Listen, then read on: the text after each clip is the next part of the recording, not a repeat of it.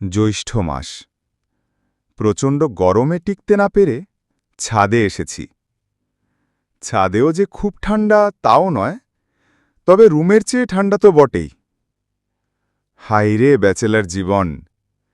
এত বড় শহরে ব্যাচেলারদের থাকার জায়গা মেলে না। শেষে সারাটা শহর তন্ন তন্ন করে খুঁজে ৫ তলার এই চিলে কোঠায় ঠাঁই মিলেছে। তবুও বাড়িওয়ালা থাকতে দিয়েছেন, এটাই বড় কথা। মাঝে মাঝে নিজেকে ভিন গ্রহের প্রাণী বলে মনে হয়। নিজেকে বড্ড অচেনা লাগে।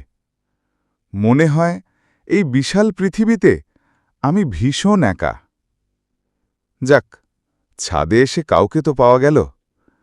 ওই দূর আকাশের চাঁদটা যেন আমারই অপেক্ষায় ছিল। চাঁদ মামার অবস্থাও ঠিক আমারই মতো।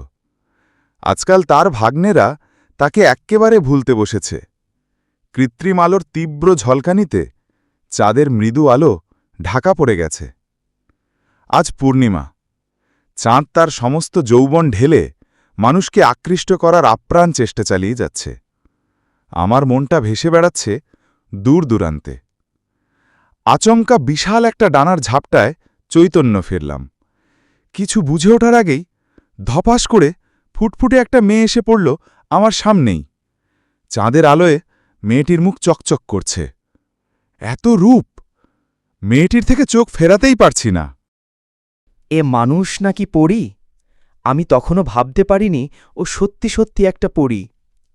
আমার ভাবনায় বিঘ্ন ঘটিয়ে মেয়েটি ভয়ার্ত স্বরে বলল, বাঁচাও, বাঁচাও আমাকে। কে তুমি? এখানে কিভাবে? আর কি হয়েছে তোমার? ওসব কথা পরে হবে।